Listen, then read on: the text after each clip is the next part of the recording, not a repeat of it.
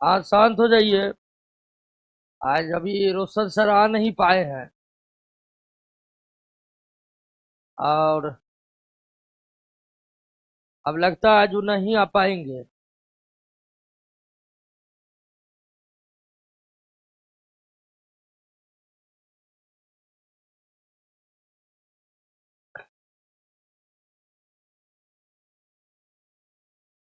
चलिए ध्यान दीजिए। आज अब रोशन सर का क्लास नहीं होगा। किन्हीं कारणों से वो आ नहीं पाए हैं और जब हम क्लास ले रहे थे फिजिक्स का तब हमें जानकारी थी नहीं। अभी तुरंत सर कॉल किए कि नहीं आ पाएंगे तो सोचे अब बायोलॉजी ही पढ़ा देते।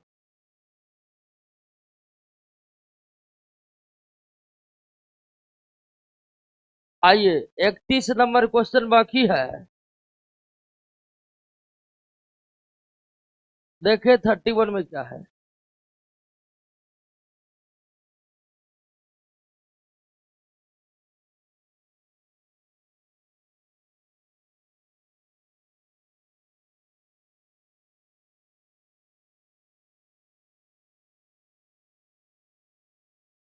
क्या हुआ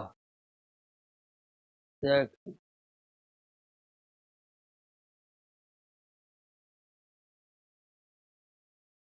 हाँ तो उसका उत्तर होगा बी।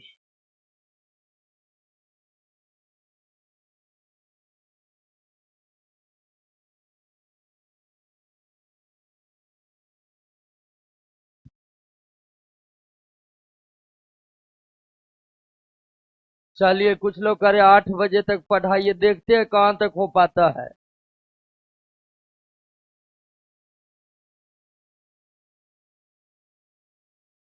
तो क्वेश्चन 31 क्लियर हो गया। एड्स देने वाले वायरस की पहचान 1981 में हुई। कुछ लोग फिजिक्स के 5वें चैप्टर से भी एक क्वेश्चन के बारे में चर्चा किए थे, तो उसको हम कल सॉल्व कराएंगे। आइए दोस्तों 102 पर।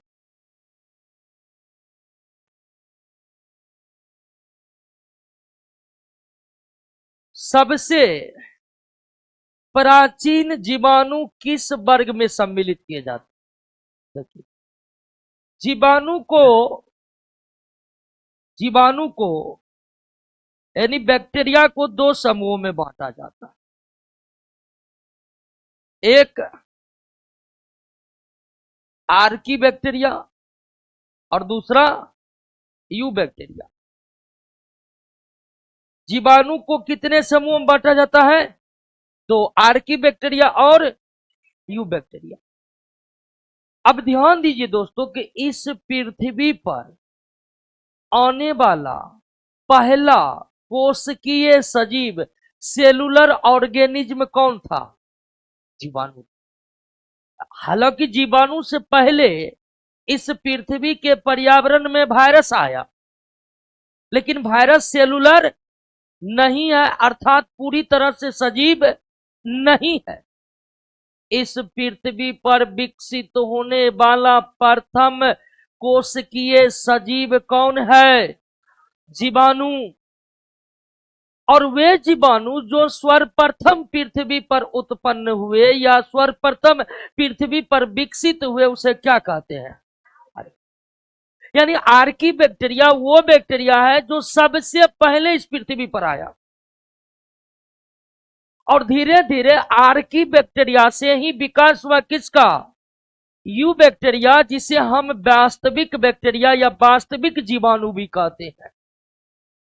तो सबसे प्राचीन जीवाणु आर्की बैक्टीरिया कहलाते हैं, जबकि वास्तविक जीवाणु यू बैक्टीरिया। इस पृथ्वी पर सर्वप्रथम किस कोशिकीय सजीव का विकास हुआ? और जीवाणुओं के वे वैरायटी जो सर्वप्रथम पृथ्वी पर विकसित हुए उन्हें किस समूह में रखा जाता है?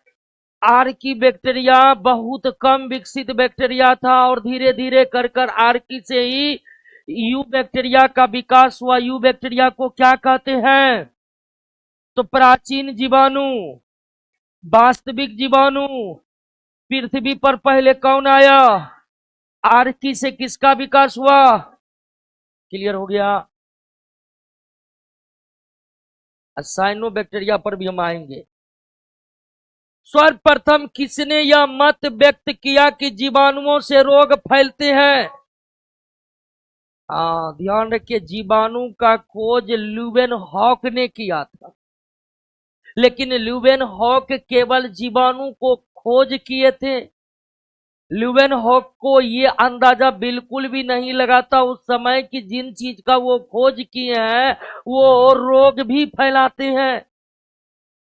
और जीवाणु के द्वारा ही नहीं, सूक्ष्म जीव रोग फैलाते हैं। इस बात की जानकारी सबसे पहले किन्हें लगी? सूक्ष्म जीव, कोई भी सूक्ष्म जीव रोग फैलाते हैं, इसकी जानकारी किसने दी? और उसके बाद रॉबर्ट कोच।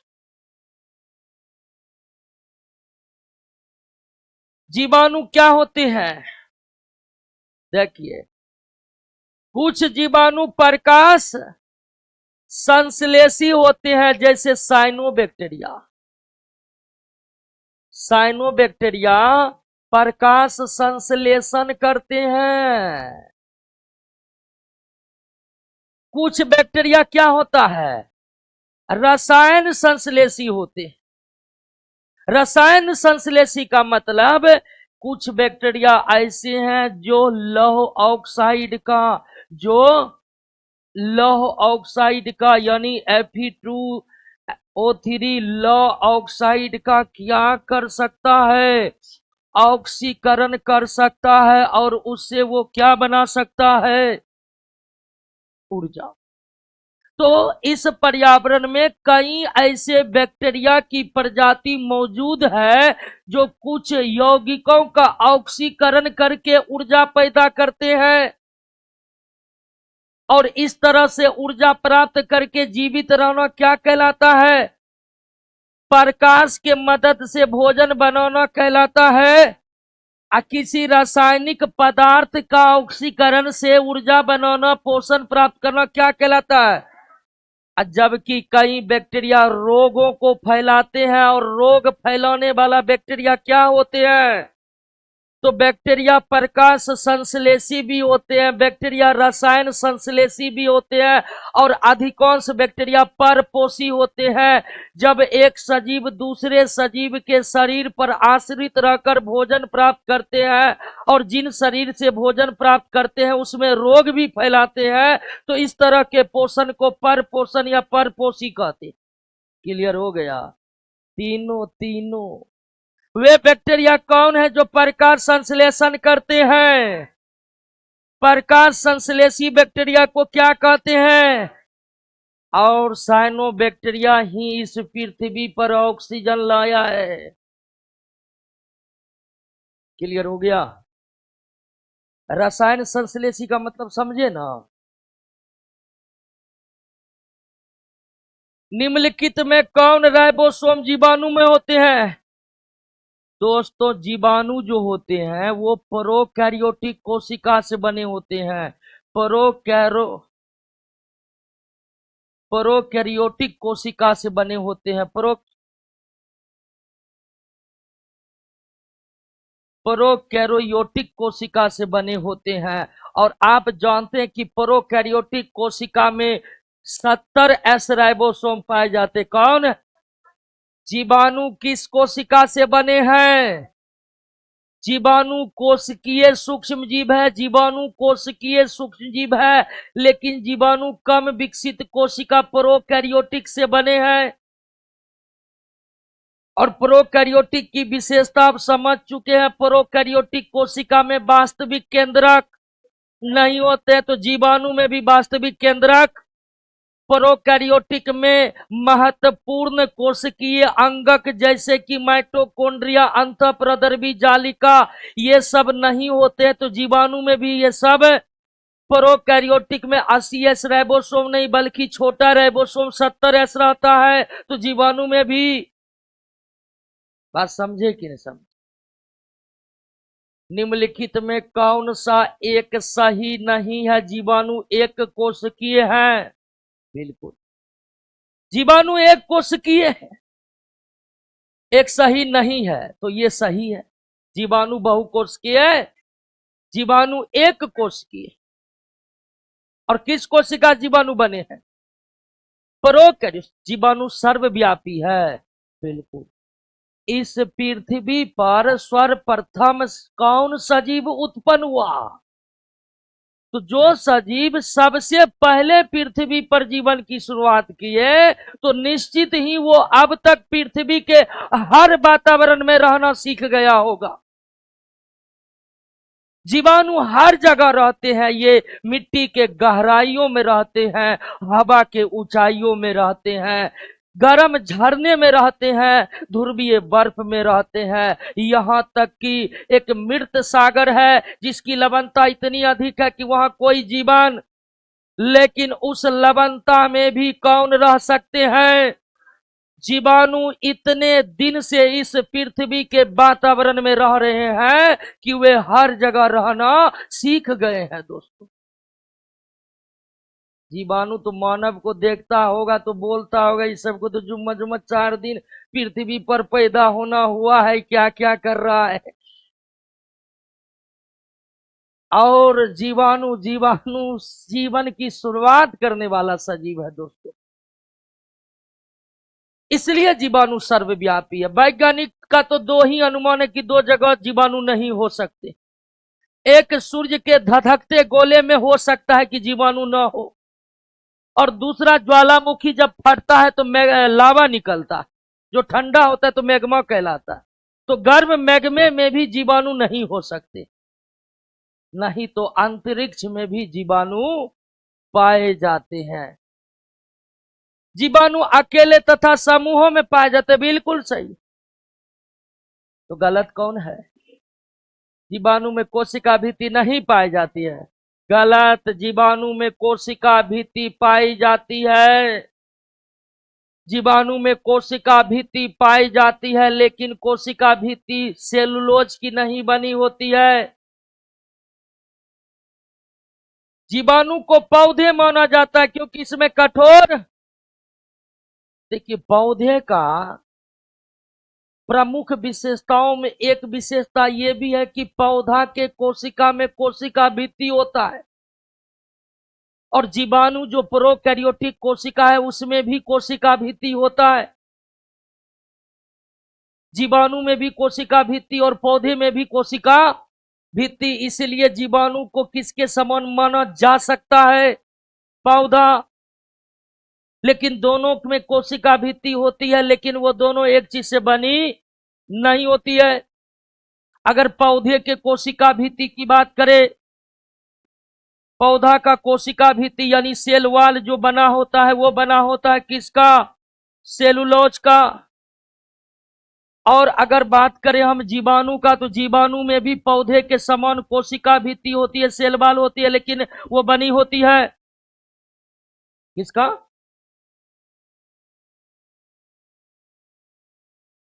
पेप्टिडो पेप्टिडो ग्लाइकन का बना होता। और सेलुलोज भी एक पॉलीसेकेराइड कार्बोहाइड्रेट है, पेप्टिडोग्लाइकन भी एक पॉलीसेकेराइड कार्बोहाइड्रेट, यानी ये भी कार्बोहाइड्रेट है, ये भी कार्बोहाइड्रेट। तो जीवाणु को पौधा माना गया है क्योंकि इसमें पौधों के समान कठोर कोशिका भित्ति होती है, लेकिन जीवाणु एक कोश के होते हैं जबकि पौधा बहुकोश की होती है। क्लियर हो गया? नेक्स्ट, जीवाणु से संबंधित निम्न कथनों में कौन सही है? सभी जीवाणु स्वपोषी होते हैं? बिल्कुल नहीं। केवल वही जीवाणु स्वपोषी होते हैं जो प्रकाश संश्लेषी या रसायन संश्लेषी, जो प्रकाश संश्लेषण करता है, जो रसायन संश्लेषण करता है, केवल वही क्या होगा? स्वपोषी। समझ रहे हैं ना? देखिए, खाने पीने के तौर तरीके को क्या कहा जाता है?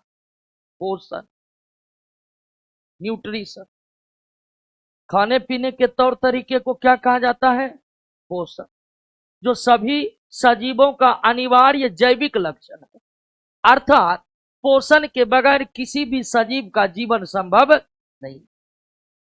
और जितने भी सजीव है वो 2 ही तरह से पोषण करते हैं, स्वपोषण और परपोषण। स्वपोषण दो प्रकार का होता है।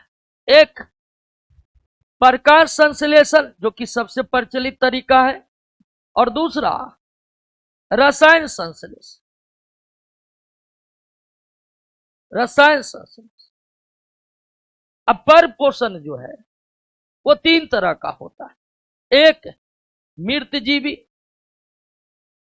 जिसको सेप्रोफाइटिक कहते हैं, लिखिएगा कोई नहीं, सिर्फ समझिए क्योंकि आगे विस्तार पूर्वक हम जानेंगे इसको। एक मृतजीवी, दूसरा परजीवी, परजीवी को पैरासाइटिक कहते हैं, पैरासाइटिक न्यूट्रिशन, और तीसरा है होलोजोइक जिसको प्राणी सम कहते हैं। तो खाने पीने के तौर तरीके या खाना प्राप्त करना ही सजीवों का क्या कहलाता है? पोषण। पोषण कितने प्रकार के, इसको समझ लीजिए। ऐसा पोषण जिसमें सजीव अपने भोजन के लिए अन्य सजीव पर निर्भर नहीं रहे वो क्या कहलाता है? ऐसा पोषण जिसमें सजीव अपने भोजन के लिए दूसरे किसी सजीव पर निर्भर नहीं रहे। ध्यान रखिएगा, स्वपोषण में सजीव भोजन के लिए दूसरे सजीव पर निर्भर नहीं रहता है, लेकिन निर्जीव पर निर्भर। उदाहरण के लिए प्रकाश संश्लेषण के लिए भी जल का जरूरी है, लेकिन एक पौधे को प्रकाश संश्लेषण करने के लिए किसी अन्य सजीव की आवश्यकता। तो पोषण की ऐसी विधि जिसमें सजीव को अपना भोजन प्राप्त करने के लिए किसी अन्य सजीवों पर निर्भर नहीं रहना पड़ता, उसे क्या कहते हैं? स्वपोषण। कितने तरह के? प्रकाश संश्लेषण और ऐसा पोषण जिसमें सजीव को अपने भोजन के लिए दूसरे सजीवों पर प्रत्यक्ष या अप्रत्यक्ष तरीके से निर्भर रहना पड़ता, उसे क्या कहते हैं? परपोषण। कितने प्रकार के? ऐसा पोषण जिसमें सजीव मरे हुए जंतु, मरे हुए पौधे के शरीर से भोजन प्राप्त करता है। मरे हुए सजीव से भोजन प्राप्त करना, किसी सजीव के शरीर पर आश्रित रहकर भोजन प्राप्त करना। और पोषण की ऐसी विधि जिसमें सजीव भोजन का पाचन करते हैं, भोजन का पाचन करते हैं, वो कौन सा है? स्वपोषण में भोजन का पाचन नहीं होता है। मृतजीवी परजीवी पोषण में भोजन का पाचन जिस पोषण में होता है वो पोषण होलो। हमारे शरीर में कैसा पोषण और हमारे शरीर में कैसा परपोषण? क्योंकि हमारे शरीर में भोजन का क्या होता है? तो बैक्टीरिया में होलोजोइक न्यूट्रिशन छोड़ के सब न्यूट्रिशन होता है। बैक्टीरिया प्रकाश संश्लेषी है, बैक्टीरिया रसायन संश्लेषी है, बैक्टीरिया मृतजीवी है, बैक्टीरिया परजीवी है। समझे? पोषण समझे ना जी? नहीं तो पोषण का एक पूरा चैप्टर ही है।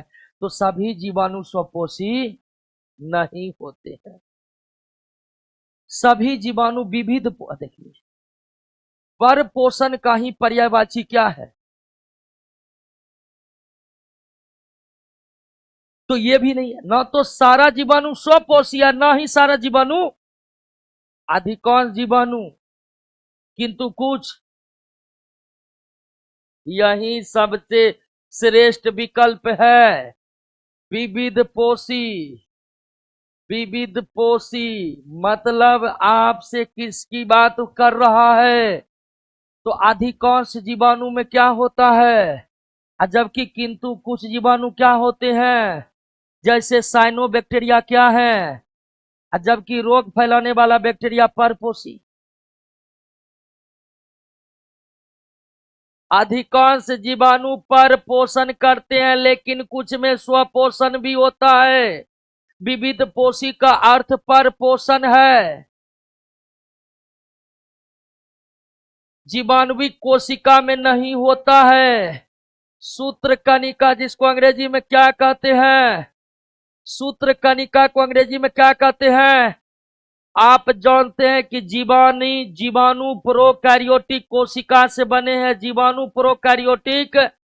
अब प्रोकैरियोटिक कोशिका में राइबोसोम को छोड़कर कोई भी कोशिकीय संरचना, जीवाणु में राइबोसोम को छोड़कर कोई भी कोशिकीय संरचना नहीं होती है। जीवाणु में अंतःप्रदर्भी जालिका नहीं होता है, गोल्जी बॉडी नहीं होता है, लाइसोसोम नहीं होता है, माइटोकॉन्ड्रिया नहीं होता है, रसधनी नहीं होता है, वास्तविक केंद्रक भी नहीं होता है, केवल राइबोसोम होता है, वो भी 70 है। राइबोसोम के अतिरिक्त कुछ भी, क्या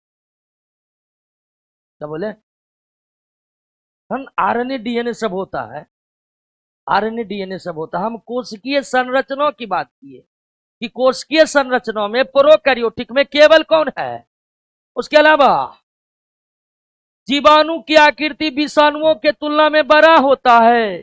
जी हाँ, अब वैसे भी विषाणु नॉन सेलुलर है और जीवाणु सेलुलर है। सेलुलर होने के कारण वो थोड़ा बड़ा होगा ही होगा।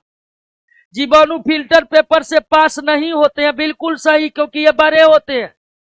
फिल्टर पेपर मतलब प्रयोगशाला का फिल्टर पेपर, जो जानवरों के खाल से तैयार होते हैं, जिसमें बहुत सूक्ष्म छिद्र होता है।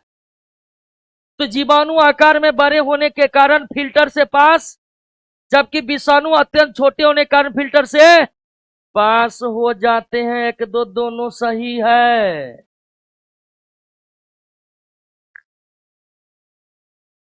एक क्वेश्चन अरे सेट में नंबर नहीं बढ़ रहा है, बहुत टेंशन हो रहा है।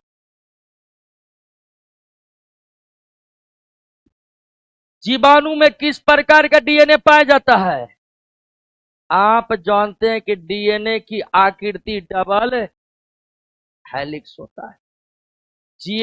डीएनए की आकृति किसके समान? डबल हेलिक्स के समान। डीएनए की आकृति डबल हेलिक्स के समान होता है। लेकिन डीएनए डबल हेलिक्स संरचना वाला डीएनए यूकैरियोटिक कोशिका में पाया जाता है। डबल हेलिक्स संरचना वाला डीएनए यूकैरियोटिक कोशिका में पाया जाता है, प्रोकैरियोटिक में नहीं। प्रोकैरियोटिक कोशिका अर्थात जीवाणु का डीएनए क्या रहता है? कुंडलित। कुंडलित मतलब क्वाइल, क्वाइल के शेप के कुंडलित को अंग्रेजी में क्या कहते हैं? Coiled shaped. क्या कहते हैं? Coiled shaped. Coiled shaped. तो जीवाणु का डीएनए डबल हेलिक्स ना होकर क्या होता है?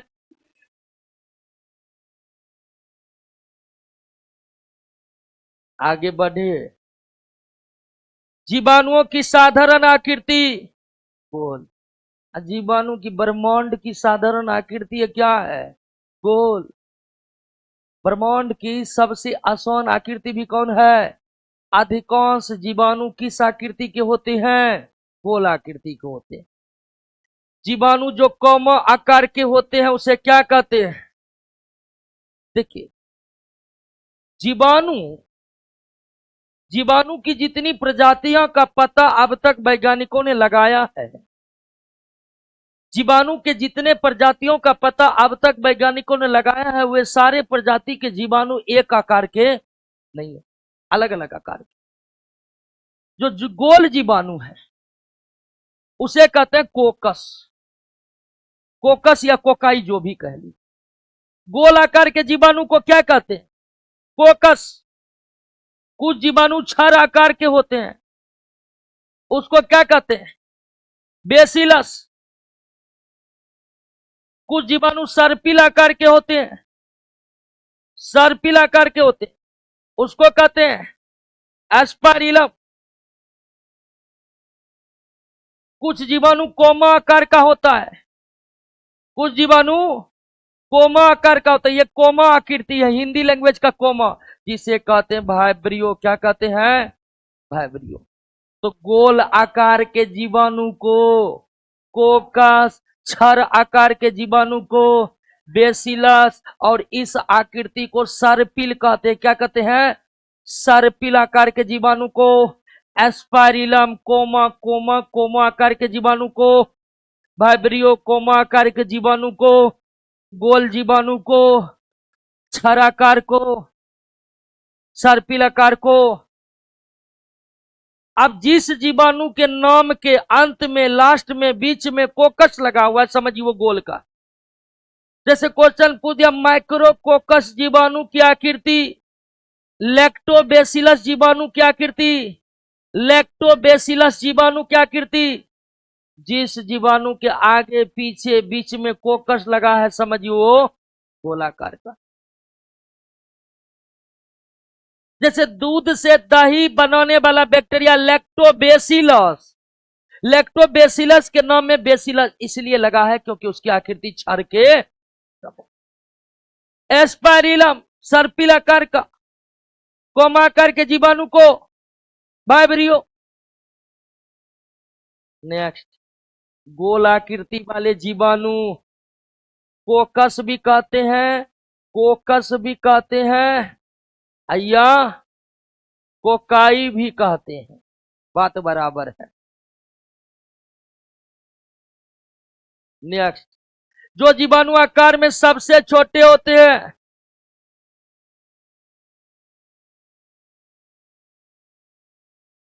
नेक्स्ट, एक सर्पिल जीवाणु को क्या नाम, सर्पिल एस्पाइरिलम, सर्पिल एस्पाइरिलम। वास्तविक केंद्रक किसमें अनुपस्थित होता है, वास्तविक केंद्रक प्रोकैरियोटिक में अनुपस्थित होता है। किसमें, प्रोकैरियोटिक में, प्रोकैरियोटिक में। और प्रोकैरियोटिक कोशिका किसमें है, जीवाणु में। प्रोकैरियोटिक कोशिका किसमें है, जीवाणु में। जीवाणु कोशिका में अभाव होता है किसका, केंद्रक का अभाव होता है, तो केंद्रक झिल्ली का भी क्या होगा। और आपको बताए थे केंद्रक के अंदर कुछ संरचनाएं गोलाकार गोलाकार होती है, जिसे क्या कहते हैं।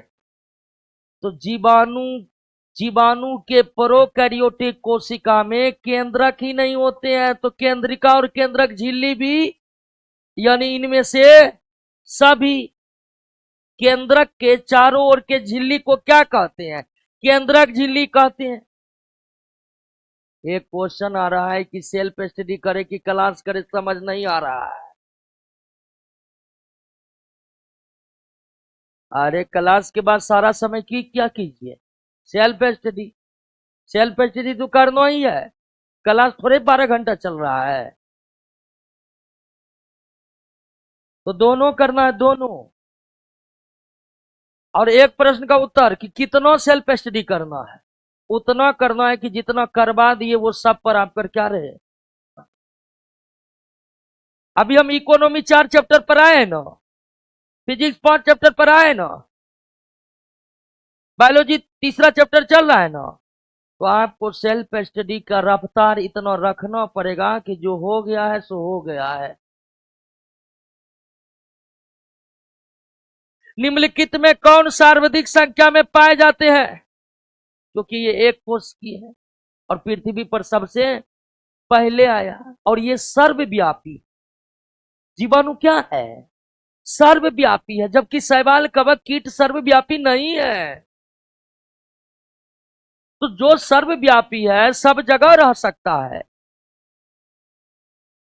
वो अपनी संख्या बढ़ाएगा कि बढ़ाएगा, उसी की संख्या ज्यादा होगी। तो इस पृथ्वी पर अगर किसी सजीवों में सबसे ज्यादा सजीव कौन है, तो निश्चित तौर पर वो कौन होगा। और बहुकोशिकीय में कीट, अगर एक कोशिकीय को हटा दीजिए तो इस पृथ्वी पर सबसे अधिक संख्या कीट का है, इंसेक्ट का है। बैक्टीरिया में पाए जाने वाला प्रकाश संश्लेषी आशय क्या कहलाता है, वर्निकी लवक, वर्निकी लवक, जिसको आप अंग्रेजी में क्लोरोप्लास्ट भी कह सकते, कोई दिक्कत नहीं है। प्रकाश संश्लेषी बैक्टीरिया में क्या पाया जाता है, क्रोमेटो। और प्रकाश संश्लेषी बैक्टीरिया कौन है, साइनोबैक्टीरिया। साइनोबैक्टीरिया का दूसरा नाम क्या है, नील हरित शैवाल, ब्लू ग्रीन अलगी, नील हरित शैवाल यानी ब्लू ग्रीन अलगी, ब्लू ग्रीन अलगी। ध्यान रखिएगा, नील हरित शैवाल वास्तविक शैवाल नहीं बल्कि ये बैक्टीरिया है, लेकिन ये ऐसे बैक्टीरिया जो प्रकाश संश्लेषण कर सकता है, इसीलिए वैज्ञानिकों ने साइनोबैक्टीरिया का एक नया नाम दिया, नील हरित शैवाल। लेकिन नील हरित शैवाल वास्तविक शैवाल नहीं है, बल्कि यह एक जीवाणु है जो प्रकाश संश्लेषण कर सकता है। और इसमें पाया जाता है क्या? क्योंकि आप जानते हैं कि बैक्टीरिया में प्रोकैरियोटिक कोशिका होता है, प्रोकैरियोटिक कोशिका में प्लास्टिड भी, क्लोरोप्लास्ट भी नहीं पाए जाते हैं। तो जीवाणु जो प्रकाश संश्लेषण करते हैं उसमें उसमें क्लोरोप्लास्ट तो नहीं पाए जाते हैं, लेकिन प्रकाश संश्लेषी आशय क्लोरोफिल के समान क्या पाए जाते हैं? क्रोमेटोफोर, जो क्लोरोफिल का भाई है। और इसी के बदौलत ये करता है प्रकाश। नहीं तो दिक्कत हो सकता। आपको हम बताए कि प्रोकैरियोटिक कोशिका में राइबोसोम के अतिरिक्त कोई भी कोशिकीय संरचना, तो प्लास्टिड भी, क्लोरोप्लास्ट भी। अब क्लोरोप्लास्ट नहीं है तो प्रकाश संश्लेषण कैसे होगा? तो बेशक जीवाणु के कोशिका में क्लोरोप्लास्ट नहीं है, लेकिन क्लोरोफिल सदृश संरचनाएं हैं जिसके बदौलत ये प्रकाश संश्लेषण करता है। कुछ लोग 112 पर सवाल उठा रहे हैं, 112 का उत्तर सही नहीं है। अच्छा, देख लेंगे दोस्तों। और एक क्वेश्चन और आया है फिजिक्स के 5वें चैप्टर पर, उस पर भी हम ध्यान दे दिया। जीवाणुओं में श्वसन का स्थान है। आप जानते हैं कि श्वसन का सक्रिय स्थल, लेकिन जीवाणु में माइटोकॉन्ड्रिया, इसलिए उसमें श्वसन का स्थल। और जीवाणु में बिना ऑक्सीजन का होता है क्या? श्वसन। और ऑक्सीजन के बिना होने वाले श्वसन को अवायवीय श्वसन कहते हैं। ध्यान रखिएगा, श्वसन के लिए ऑक्सीजन जरूरी है, लेकिन ऑक्सीजन के बिना भी श्वसन संभव है।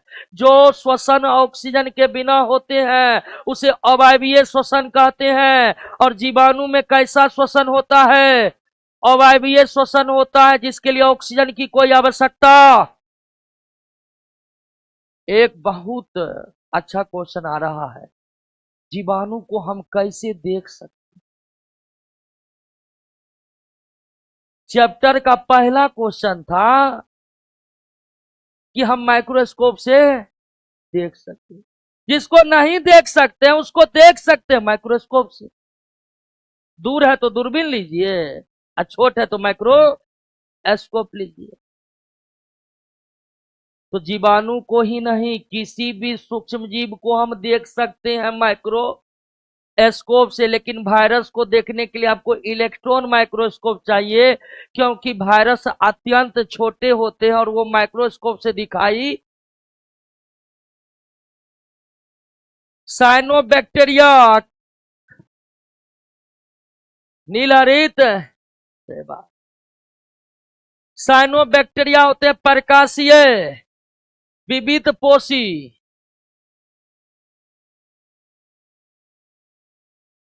प्रकाशीय स्वपोषी लगाए हैं, लेकिन ये प्रकाशीय विविध पोषी भी होते हैं। कभी ये ऑक्सीजन से बना लेते हैं, अपना भोजन, तो कभी प्रकाश संश्लेषण ऑक्सीजन के अभाव में ये नाइट्रोजन से भी कर लेते हैं।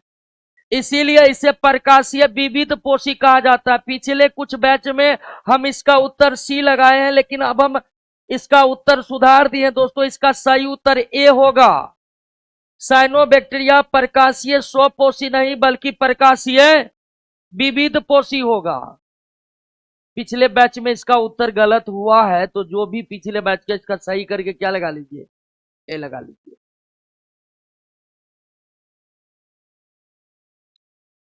एक क्वेश्चन कर 121 का बी क्यों नहीं होगा? सॉरी, 121 बी इसलिए नहीं होगा कि क्लोरोप्लास्ट प्रोकैरियोटिक में नहीं पाए जाते, और क्रोमेटोफोर क्लोरोफिल के सदृश संरचना है। पूरी बात बताए हैं इसमें दोस्तों। साइनोबैक्टीरिया का नया नाम, साइनोबैक्टीरिया प्रकाशीय स्वपोषी नहीं बल्कि प्रकाशीय विविध पोषी, प्रकाशीय विविध पोषी। जीवाणुओं के अभिरंजन, अभिरंजन का मतलब कलर करना, अभिरंजन का मतलब, तो जीवाणुओं के अभिरंजन के लिए उपयोग किया जाता है करते थे। एक वैज्ञानिक हुए जिसका नाम था क्रिस्टिन ग्राम। और वैज्ञानिक क्रिस्टिन ग्राम ने सारे जीवाणु को दो भागों में बांटा। एक ग्राम पॉजिटिव और एक ग्राम नेगेटिव। एक वैज्ञानिक हुए थे क्रिस्टिन ग्राम, और क्रिस्टिन ग्राम ने जीवाणुओं का, पृथ्वी पर जितने भी जीवाणुओं की अब तक पता लगा है, उन सारे जीवाणुओं को क्रिस्टिन ग्राम ने कितने भागों में बांटा? दो भागों में, ग्राम पॉजिटिव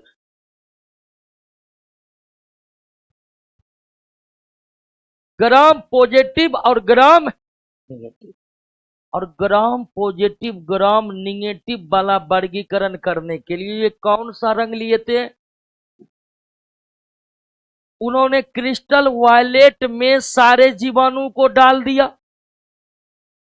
क्रिस्टिन ग्राम ने सारे जीवाणुओं को डाल दिया किस रंग में? क्रिस्टल वायलेट रंग में। वायलेट मतलब बैगनी होता है जी। क्रिस्टल वायलेट रंग में डाल दिया। और उसके बाद क्रिस्टल वायलेट से जीवाणुओं को रखा किस में? तो अल्कोहल या एसीटोन में। तो अल्कोहल और एसीटोन में जब रखा तो कुछ जीवाणु के ऊपर का रंग उड़ गया, उसे क्या कहा गया? जिसका रंग नहीं उड़ा, ध्यान दिया ना, क्रिस्टिन ग्राम ने जीवाणुओं का वर्गीकरण किया कितने भाग में? ग्राम पॉजिटिव और ग्राम। यह वर्गीकरण करने के लिए उसने किस रंग का यूज किया? क्रिस्टल वायलेट रंग में। उसमें सारा जीवाणु को डाल दिया तो जीवाणु इस रंग में रंग गए। फिर उस वायलेट रंग में रंगे जीवाणु को डाला अल्कोहल में, तो कुछ जीवाणुओं का अल्कोहल में डालने से रंग उतर गया, और कुछ का रंग, जिसका रंग उतर गया उसे क्या कहा गया? और जिसका रंग नहीं उतरा? क्लियर? तो ग्राम पॉजिटिव बैक्टीरिया वो बैक्टीरिया है जो क्रिस्टल वायलेट रंग में रंग जाते हैं और अल्कोहल में डालने पर उसका रंग नहीं उतरता है, और इसका रंग अल्कोहल में डालने पर क्या? उतर जाता है। तो बात समझिए ना, क्वेश्चन कहां से है? निम्नलिखित में सबसे छोटा जीव माइकोप्लाज्मो, ये जीवाणु का ही एक प्रजाति है। माइकोप्लाज्मो जीवाणु की ही एक प्रजाति है। अब तक वैज्ञानिकों ने जितने भी सजीव को खोजा है उसमें सबसे छोटा कोशिका वाला सजीव और सबसे बड़ा कोशिका मिला है शुतुरमुर्ग के अंडा में। जो जीवाणु सीधे ही वायुमंडलीय नाइट्रोजन को नाइट्रोजन यौगिक में बदलते हैं उसे क्या कहते हैं? प्रकृति में कुछ जीवाणु ऐसे हैं जो वायुमंडल के नाइट्रोजन को नाइट्रेट या नाइट्राइट में बदल देते हैं। सॉरी, नाइट्रेट इसको पढ़ते हैं। ये है आपका नाइट्रेट और ये है आपका नाइट्राइट।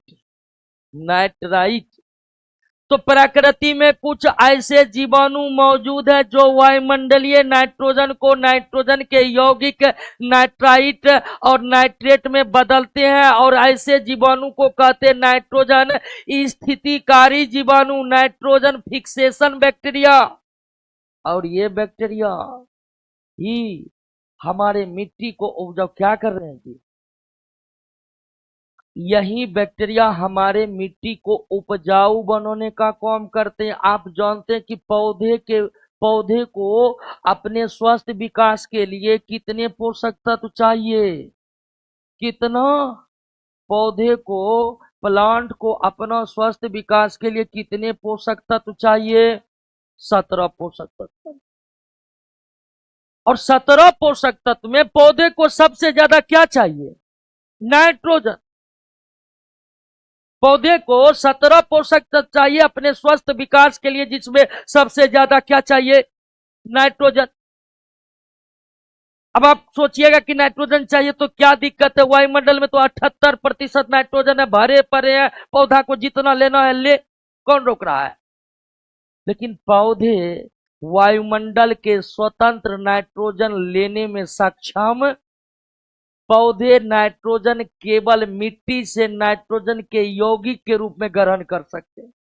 तो पौधा नाइट्रोजन ग्रहण करेगा केवल मिट्टी से, वो भी सीधा नहीं, उसके यौगिक के रूप में।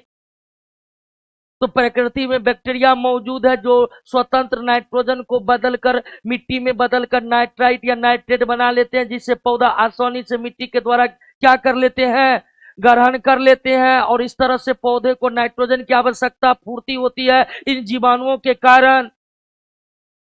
ये जीवाणु नहीं रहेगा तो पौधे को नाइट्रोजन मिलना बंद हो जाएगा, वनस्पतियां नष्ट हो जाएगी, भूमि अनुर्वर हो जाएगा, जीवन समाप्त होने लगेगा। समझ जाइए, बैक्टीरिया नहीं तो पृथ्वी पर जीवन नहीं। अब बैक्टीरिया को हल्के में मत लीजिएगा, ये छोटा मोटा है, क्या करेगा। बात समझ रहे हैं ना। हाँ, अब बहुत के दिमाग में ये भी चल रहा होगा कि बैक्टीरिया नहीं बनाएगा नाइट्रोजन का यौगिक तो क्या होगा, कुछ नहीं होगा, हम खेत में यूरिया डालेंगे और यूरिया डालने से नाइट्रोजन मिल जाएगा। तो यूरिया खेते में न डालिएगा, अमेजन के जंगल में जो पौधा है उसको भी यूरिया डालिएगा। उसको यूरिया डाल पाएंगे जी? उन पौधों को भी तो नाइट्रोजन चाहिए, और उनका नाइट्रोजन मिट्टी से आएगा किसके द्वारा? तो ऐसे जीवाणु जो वायुमंडल के स्वतंत्र नाइट्रोजन को नाइट्रेट या नाइट्राइट में बदलते हैं, उस बैक्टीरिया को क्या कहते हैं? और ये हमारे वायुमंडल के सबसे महत्वपूर्ण बैक्टीरिया में से एक है, क्योंकि अगर ये बैक्टीरिया पृथ्वी पर नहीं रहेगा, वनस्पतियां धीरे धीरे नष्ट हो जाएगी, भूमि अनुर्वर हो जाएगा और जीवन धीरे धीरे नष्ट होने लगेगा। नेक्स्ट, न्यूडल्स पाए जाते हैं। देखिए, कुछ पौधे जो होते हैं उनके जड़ों में छोटे छोटे गांठ पाए जाते हैं। कुछ पौधे के जड़े में छोटे छोटे गांठ पाए जाते हैं, जिसको अंग्रेजी में क्या कहा जाता है? न्यूडल्स कहा जाता है, सॉरी न्यूड्यूल्स कहा जाता है। तो गांठ, न्यूडल्स का हिंदी गांठ है। अब कुछ पौधे के जड़ों में जो ये गांठ बनते हैं, इस गांठ में होते हैं नाइट्रोजन स्थिरीकरण करने वाले जीवाणु, जो पौधे के साथ सहजीवी संबंध के रूप में रहते हैं। मतलब पौधा प्रकाश संश्लेषण किया, कार्बोहाइड्रेट बनाया जो मिल गया बैक्टीरिया को, तो बैक्टीरिया का भोजन कार्बोहाइड्रेट से मिल गया। अब बैक्टीरिया नाइट्रोजन स्थिरीकरण करके मिट्टी में नाइट्रोजन मिलाया तो पौधा को नाइट्रोजन मिल गया। तो दो सजीवों के बीच ऐसा संबंध जिसमें दोनों का फायदा हो, उसे सहजीवी संबंध कहते हैं। तो बात समझ गए ना? नोड्यूल्स का मतलब समझे कि ना? नोड्यूल्स का मतलब जड़ों का गांठ, जिनमें नाइट्रोजन स्थिरीकारी बैक्टीरिया मौजूद रहते हैं। ये रहता है मुख्य रूप से किस फसल में? दलहन फसल में। किस फसल में? तथा कुछ अन्य में, तथा कुछ अन्य पौधे में भी पाया जाता है ये गांठ। जैसे साइकस के पौधा, पाइनस के पौधे में भी ये गांठ रहते हैं और उसमें बैक्टीरिया सहजीवी संबंध बनाकर रहते। तो इसमें दलहन पौधा क्या होगा? तो नोड्यूल को समझे कि नहीं समझे? नोड्यूल को हिंदी में कहते हैं गांठ, और गांठ में रहता है बैक्टीरिया, और बैक्टीरिया कैसा संबंध बनाकर? सहजीवी। रूट नोड्यूल यानी मूल ग्रंथिका पाई जाती है तो दलहन पौधे में और कुछ अन्य पौधे में। दलहन पौधे का फैमिली का नाम क्या है? तो कुछ लेग्यूमिनस पादपों में तथा कुछ, देखिए केवल कुछ लेग्यूमिनस पादपों में, ये गलत है। आपको बताएं कि साइकस पाइनस जैसे पौधे दलहनी पौधे नहीं है, लेकिन उनके भी जड़ों में ये रूट न्यूडल्स पाए जाते हैं और उसमें बैक्टीरिया रहते हैं नाइट्रोजन स्थिरीकरण करने वाला। तो ये तो उत्तर होगा सभी लेग्यूमिनस पादपों में, किंतु अन्य पौधों में कभी नहीं, ये भी होगा। तो सबसे श्रेष्ठ विकल्प कौन है? लेग्यूमिनस पादप मतलब दलहनी पादप। दलहन पौधे के फैमिली का नाम है लेग्यूमिनस। तो इसका सबसे, वैसे ये भी पूरा परफेक्ट उत्तर नहीं है, इसका उत्तर सभी लेग्यूमिनस पादप तथा कुछ अन्य पौधे में भी, लेकिन यह सभी की जगह क्या दिया हुआ है, कुछ। लेकिन फिर भी इन दो विकल्प से सबसे श्रेष्ठ विकल्प कौन है, ये तीन विकल्प में सबसे श्रेष्ठ विकल्प कौन है, ये एनी प्रॉब्लम। सबसे सही उत्तर मूल ग्रंथि का सभी लेग्यूमिनस पादप तथा कुछ अन्य पौधे में भी पाया जाता है, सभी लेग्यूमिनस पादप तथा कुछ अन्य पौधे में भी पाया जाता है। नाइट्रोजन स्थिरीकरण निम्नलिखित में कौन सी फसल सहायक है, दलहन। कौन फसल, दलहन फसल को अन्य किस नाम से जानते हैं, फली। दलहन फसल लिख लीजिए बगल में, फली के बगल में दलहन, दलहन। दलहन समझ रहे हैं जी, दाल, दाल मोकमा का टाल, मोकामा का टाल क्षेत्र को बिहार का दलहन कटोरा कहा जाता है।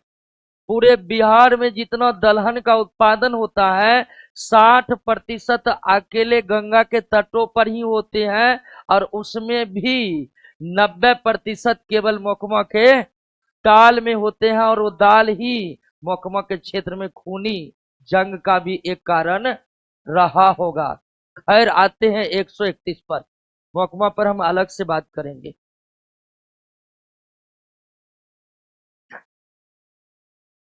निम्न में कौन सहजीवी नाइट्रोजन यौगीकरण जीवाणु है,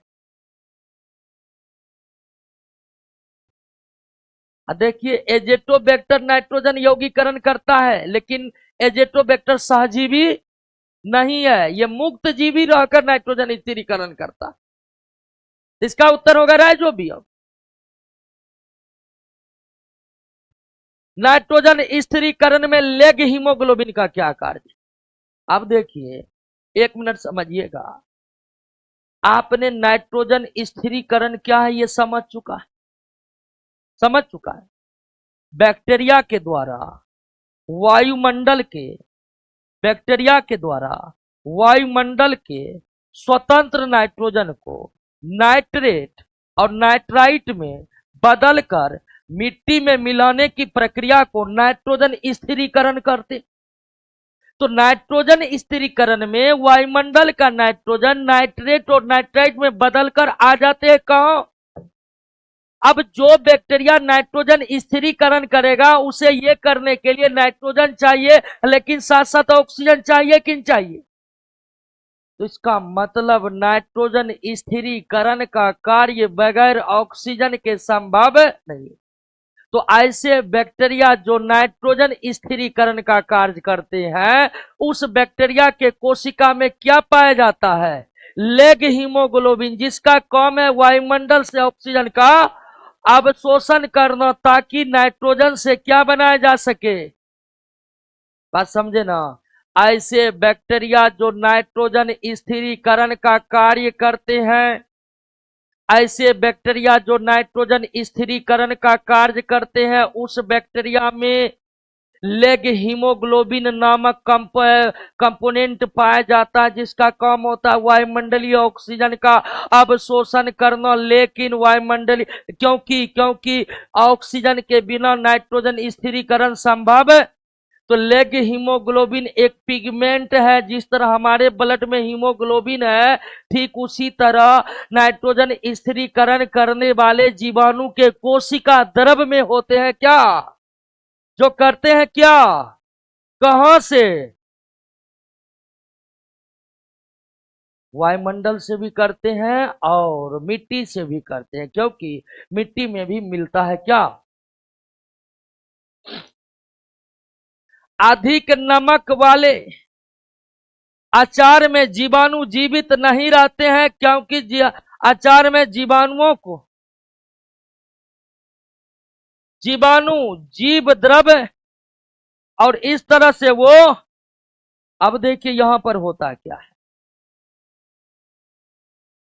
बिलियन है, नमक इसमें क्या है, नमक ज्यादा, तो इसकी सांद्रता भी क्या होगी, कंसंट्रेशन यानी गाढ़ापन भी क्या होगी।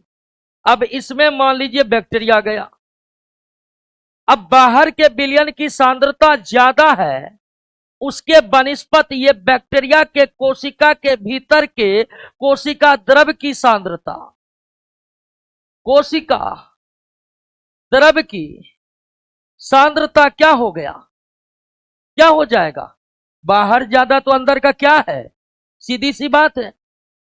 अब कोशिका के अंदर कोशिका द्रव की सांद्रता कम हो गया और बाहर नमक ज्यादा होने के कारण बाहरी विलयन का सांद्रता, ऐसी स्थिति में शुरू हो जाता है ऑस्मोसिस। और ऑस्मोसिस यानी परासरण ऐसी प्रक्रिया है जिसमें जल कम सांद्रता से अधिक सांद्रता की तरफ आता है। तो यही होता है, बैक्टीरिया के कोशिका द्रव में जितना जल है ना सब निकल कर कहां जाता है, विलयन में। क्योंकि सांद्रताओं के अंतर होने के कारण और बीच में झिल्ली होने के कारण यहां पर परासरण होता है। परासरण होने से जल निकलकर बाहर आ जाता है और कोशिका द्रव का जले निकल गया तो कोशिका मर गया। दोस्तों, कोशिका का मर सारा जल निकल जाना ही क्या कहलाता है, जीव द्रव कुंचित। और इस तरह से बैक्टीरिया क्या होते हैं, मर जाते हैं और लंबे समय तक अचार सुरक्षित बना रहता है। बात समझ गए ना। आप अचार बनाने के प्रोसेस अगर देखे होंगे तो आप देखो भर भर के नमक मिलाया जाता है। आपको लगेगा इतना नमक मिला दिया गया अचार तो अब हो जाएगा नमकीन, लेकिन अचार आता है एकदम ठीक। क्योंकि कारण समझे कि नहीं समझे। अब वही कभी कभी घटना घट जाता है, नया नया अचार बनाने भीरे और ज्यादा नमक के जगह ज्यादा तेल डाल दे। अब तेल से कोई फर्क पड़ने वाला नहीं और वो बाहरी का सांद्रता कम कर देगा। और ज्यादा तेल वाला अचार साल भर तो छोड़िए 3 महीनों में खत्म। अब फिर दादी के चिल्लाइए क्या। आगे बढ़े। ऐसा मतलब फैमिली में ऐसी मान्यता है कि अचार बनाना ठीक से दादी ये जानती हो। अब ये मतलब ऐसा नहीं कि मतलब ऐसी मान्यता है इसलिए बोल दी है। 134 134 क्या हुआ, क्वेश्चन आया हुआ है। क्वेश्चन था दर्पण का, तो हम बोले प्रकाश पर आएंगे क्लियर हो जाएगा। एक और क्वेश्चन आया है, पढ़ने में मन नहीं लगता, पढ़ना छोड़ दीजिए।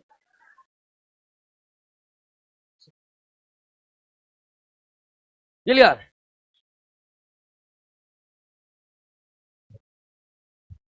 पूरा पढ़ देते हैं। पढ़ने में मन नहीं लगता क्या करें, पढ़ने का मन नहीं लगता है और नींद बहुत लगती है, पढ़ते टाइम क्या करें। देखिए,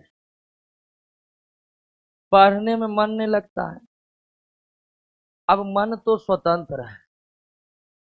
और आपको बता दे जितना भी आदमी पढ़ रहा है किसी को मन नहीं लग रहा है, सबको मन कर रहा रैली में जाए। अरे हल्ला नहीं, बातों को समझिएगा, बातों को समझिए। मन तो चंचल है, मनो पर किसका बस है। आपको मन पर बस करना पड़ेगा, उसे जबरदस्ती लगाना पड़ेगा पढ़ाई। जनरल कंपटीशन की तैयारी मन से नहीं जबरदस्ती होता है। हालांकि आजकल मार्केट में मोटिवेटर का गैंग सब पैदा हुआ है जो अलबल बोलते रहता है। ठीक है, मोटिवेटर सबके चक्कर में नहीं पड़ना, उसका काम है मोटिवेट करना। वो आपको मोटिवेट करेगा, आप भी भर रात मोटिवेट रहिएगा, भर रात पढ़ लीजिएगा, अगला भर दिन सोइएगा। अब वो मोटिवेटर अब दिल्ली के बाद जमशेदपुर में मोटिवेट कर रहा है। तो मोटिवेटर के गैंग से बचकर रहिए। और सीधी बात है कि पढ़ाई जबरदस्ती करना है, मन को जबरदस्ती लगाना है। और आपके लिए पढ़ाई तो हमने आसान कर दिया, आपको कुछ नहीं कहने के लिए कह रहे, क्लास में मन लगाने के लिए बोल रहे, प्रश्नों को याद करने के लिए कह रहे हैं।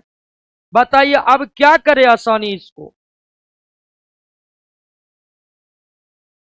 विद्यार्थी की यह समस्या रहती है कि कितना पढ़े, हम कह रहे हैं कि बस इतना ही पढ़े, अब इतना भी ना पढ़े तो फिर क्या पढ़े।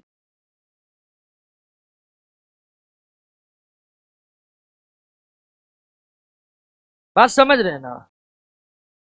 और हम पिछले क्लास में बताए थे कि जब परीक्षा निकट आता है ना, मन का चंचल होना, व्याकुल होना, डिमोरलाइज होना एक आम बात है।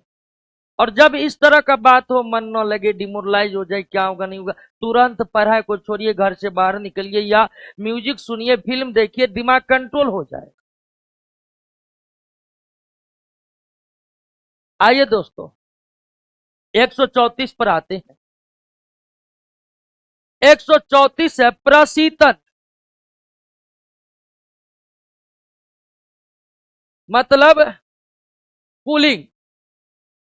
प्रशीतन यानी बात किसकी हो रही है, कूलिंग की हो रही है। ये गलत लिखा है, प्रशीवन गलत है, ये प्रशीतन जिसको अंग्रेजी में क्या कहते हैं, कूलिंग। खाद्य परिरक्षण में मदद करता है। यानी सीधा सीधा आपको सवाल पूछ रहा कि कोल्ड स्टोर में लंबे समय तक फल और सब्जियां रखी रहती है लेकिन वो खराब, क्योंकि कोल्ड स्टोर में, कूलिंग चैम्बर में टेम्परेचर बहुत कम होता है और टेम्परेचर कम होने के कारण शरीर को जीवित बनाए रखने के लिए शरीर में होने वाली जैव रासायनिक अभिक्रिया के दर कम हो जाता है और सूक्ष्म जीव निष्क्रिय पड़ जाते हैं और वे खाद्य पदार्थों को लंबे समय तक खराब नहीं कर पाते। तो जब बहुत अधिक कूलिंग ठंड वाली क्षेत्र होता है, देखिए शरीर को जीवित बनाए रखने के लिए शरीर के भीतर कई रिएक्शन होते हैं। पोषण के दौरान रिएक्शन होता है शरीर के भीतर, श्वसन के दौरान रिएक्शन होता है शरीर के भीतर। उन रिएक्शनों को, उन अभिक्रियाओं को सम्मिलित रूप से क्या कहते हैं, सजीव के शरीर में होने वाली अभिक्रिया ही क्या कहलाता है। और बहुत अधिक कूलिंग में वो अभिक्रिया क्या हो जाता है, और इसलिए जीवाणु या खाद्य पदार्थ को खराब करने वाले सूक्ष्म जीव निष्क्रिय पड़ जाते हैं और लंबे समय तक खाद्य पदार्थ खराब। जीवाणुओं को पौधा माना गया है, बता चुके हैं, क्योंकि इनमें कठोर कोशिका भित्ति होती है, इनमें कठोर कोशिका भित्ति होती है। बैक्टीरिया में पाए जाने वाले छोटे छोटे बालों के समान संरचना को पिलाई या फिमरी कहते हैं। डायरेक्ट ये रट्टा मार परिभाषिक क्वेश्चन है दोस्तों। अगर बैक्टीरिया है ना, बैक्टीरिया को अगर माइक्रोस्कोप से देखे तो बैक्टीरिया के शरीर के ऊपर छोटे छोटे रेशेदार संरचना कहा जाता है और इन रेशेदार संरचना को सीलिया नहीं बल्कि पिलाई या फिमरी कहते हैं। और पिलाई और फिमरी कोशिका भित्ति के ऊपर होता है। कोशिका भित्ति के हेटेरोसिस्ट पाया जाता है, किसमें, हेटेरोसिस्ट नामक संरचना किसमें पाया जाता है, हेटेरोसिस्ट भी कुछ पिलाई या फिमरी के समान संरचना है लेकिन हेटेरोसिस्ट केवल पाया जाता है किसमें। और साइनोबैक्टीरिया उस बैक्टीरिया को कहते हैं, साइनोबैक्टीरिया उस बैक्टीरिया को कहते हैं जो प्रकाश संश्लेषण करता है, जो प्रकाश। निम्नलिखित में किस जीव को पीपीएलओ, पीपीएलओ का फुल फॉर्म होता है ऑर्गेनिज्म लाइक पुलरो, ऑर्गेनिज्म लाइक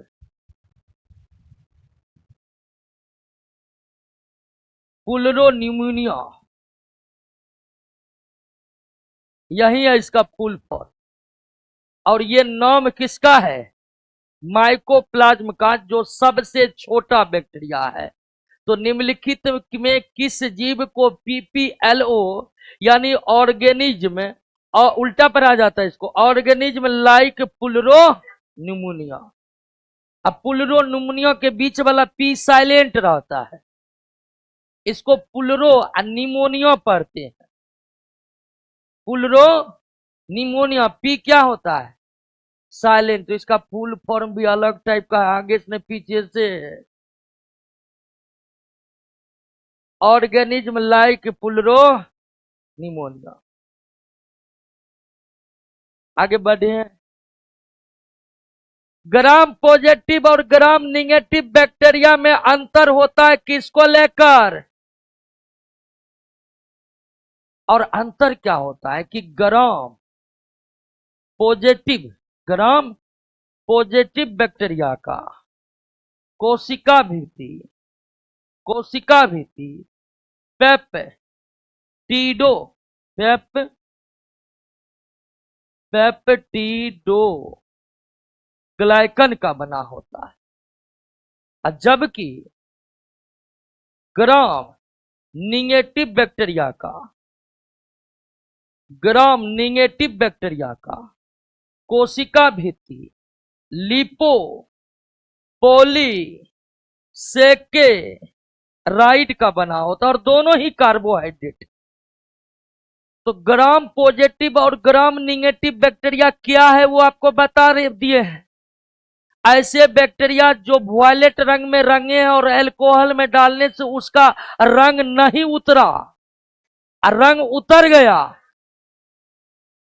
और ग्राम पॉजिटिव और ग्राम निगेटिव बैक्टीरिया कोशिका भित्ति अलग अलग कार्बोहाइड्रेट से बने होते हैं। ग्राम पॉजिटिव बैक्टीरिया का कोशिका भित्ति जहां पेप्टिडोग्लाइकन का बने होते हैं, वहीं ग्राम निगेटिव बैक्टीरिया का कोशिका भित्ति लिपोपोलीसेकेराइड के बने होते हैं। पेप्टिडोग्लाइकन और लिपोपोलीसेकेराइड दोनों ही कार्बोहाइड्रेट हैं,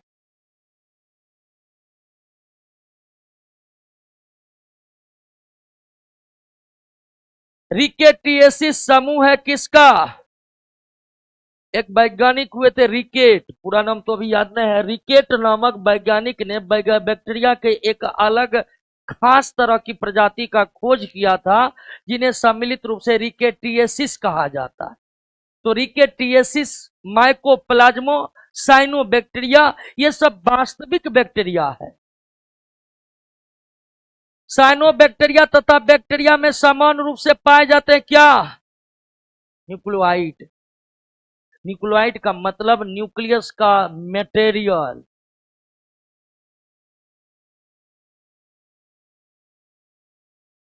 नेक्स्ट, मानव के औंत में रहने वाला बैक्टीरिया एसिरिसिया, और ये लाभदायक बैक्टीरिया है। ये कैसा बैक्टीरिया है? लाभदायक जीवाणु है। और मानव के बड़ी औंत में, किस औंत में ये बैक्टीरिया रहता है? और बड़ी औंत वो जगह है हमारे पाचन तंत्र का जहां अपच भोजन रहते हैं कुछ समय के लिए। तो एसिरिसिया कोलाई नामक बैक्टीरिया मानव के बड़ी औंत में रहते हैं, और ये बड़ी औंत में आने वाले अपच भोजन में मौजूद सूक्ष्म जीवों का भक्षण करते हैं भोजन के रूप में, और इस तरह ये हमारे शरीर के हानिकारक सूक्ष्म जीवों को खाकर हमारी शरीर की रक्षा करता है। इसलिए ये मानव शरीर के लिए क्या है? लाभदायक। क्या है? लाभदायक है। भोजन की विषाक्तता उत्पन्न होती है क्लोस्ट्रीडियम बोटू नीलम। क्लोस्ट्रीडियम बोटू नीलम ऐसा बैक्टीरिया है जो हमारे भोजन को पॉइजनस बना देते हैं। बासी भोजन नहीं खानी चाहिए, क्योंकि बासी भोजन खाने से फूड पॉइजनिंग की समस्या होती है। क्योंकि बासी भोजन में कौन पाए जाते हैं? और क्लोस्ट्रीडियम बोटुलिनम भोजन में रहकर लंबे समय तक ऑक्सीकरण की प्रक्रिया को अंजाम देकर भोजन को विषाक्त बना देते हैं। मृदा में धान की पैदावार बढ़ाने वाला मुक्त जीवी जीवाणु, और ये धान का पैदावार नाइट्रोजन स्थिरीकरण करके ही बढ़ाते हैं। एनोबिनो क्या है? मुक्त जीवी। राइजोबियम सहजीवी था। राइजोबियम भी नाइट्रोजन स्थिरीकरण का कार्य करता था, लेकिन सहजीवी के रूप में। और नॉस्टॉक एनोबिनो इसी का एक दूसरा वेरिएंट नॉस्टॉक एनोबिनो ऐसे बैक्टीरिया है जो सहजीवी नहीं बल्कि मुक्त जीवी रहकर मिट्टी में नाइट्रोजन स्थिरीकरण का कार्य करते हैं, लेकिन ये प्रायः दलदली क्षेत्र में रहता है। और आप जानते हैं कि धान का खेत दलदल ही होता है। हाँ, एना बिना और हाँ, दोनों धाने के खेत में।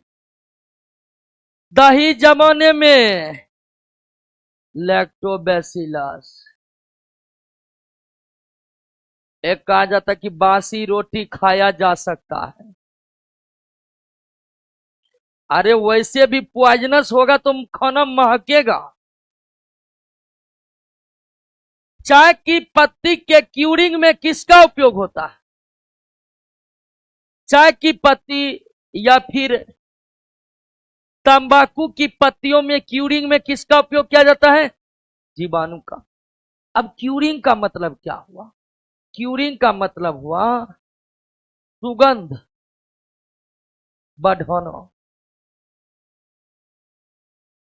चाय की पत्ती और तंबाकू के पत्तियों की सुगंधी बढ़ाने के लिए जीवाणु के सहायता से उसमें क्या किया जाता है? क्यूरिंग। क्यूरिंग के उपरांत सुगंध बढ़ जाती है। सुगंध बढ़ जाने के कारण उसका बाजार भाव भी बढ़ जाता है कि नहीं है? तो समझ गए ना क्यूरिंग का मतलब क्या हुआ? हाँ, आपसे पूछ देगा क्वेश्चन, जीवाणु के सहायता से चाय अथवा तंबाकू के पत्तियों की सुगंधी बढ़ाना क्या कहलाता है? क्या कहलाता है? चाय के पत्तियों पर जीवाणु के क्रिया से विशेष सुगंध, क्यूरिंग। क्यूरिंग। और एक क्या है? टाइनिंग। चमड़े के सतह से, चमड़े के सतह से जीवाणु के मदद से बाल और चर्बी हटाना। चर्बी का मतलब वसा हटाना क्या कहलाता है? टैनिंग कहलाता है। अब जानते हैं चमड़े का उपयोग कई सारे प्रोडक्ट बनाने में किए जाते हैं। बैग बनाने में, पर्स बनाने में, बेल्ट बनाने में। तो चमड़े जो इस्तेमाल होते हैं पशुओं के, उन चमड़ों पर बाल होते हैं, चर्बी सटे होते हैं।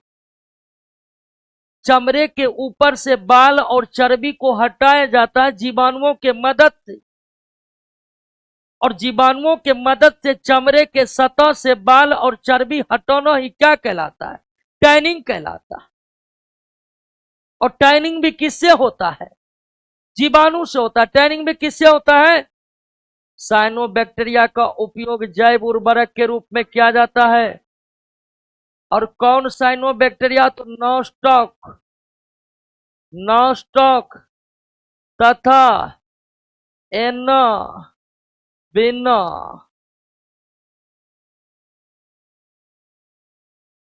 नॉस्टॉक और एना बिना साइनोबैक्टीरिया ही है।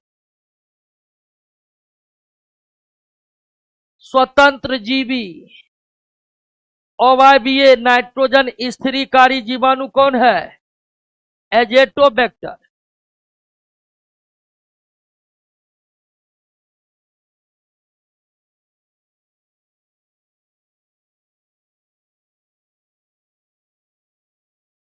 कोलेस्ट्रीडियम। अच्छा, अवाय स्वतंत्र जीवी तो कोलेस्ट्रीडियम ही होगा दोस्तों, कोलेस्ट्रीडियम ही होगा। सॉरी दोस्तों, कोलेस्ट्रीडियम ही होगा।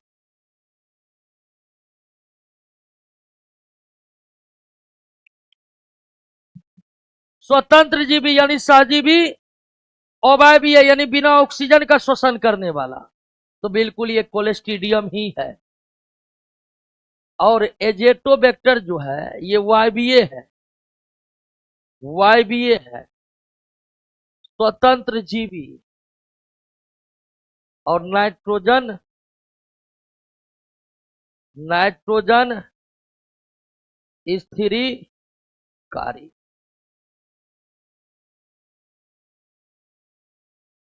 वायवीय स्वतंत्र जीवी नाइट्रोजन स्थिरीकारी है कौन? वायवीय का मतलब वह ऑक्सीजन की उपस्थिति में जिंदा रहना। अवायवीय का मतलब उन्हें ऑक्सीजन की कोई जरूरत जीवित रहने के लिए जरूरी नहीं है। निम्न में कौन सहजीवी सहजीवी?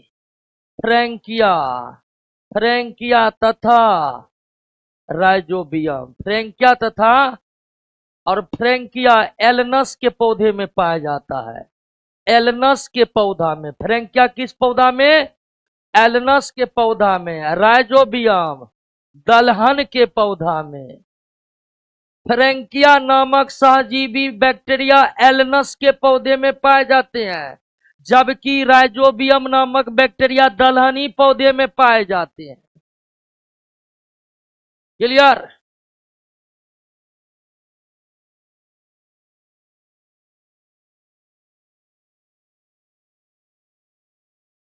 अच्छा दोस्तों, रोक देते यहीं पर क्लास।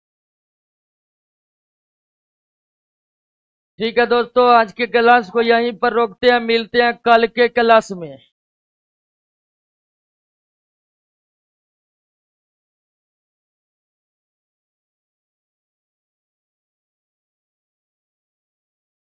अरे हल्ला मत करिए, आराम से निकलिए।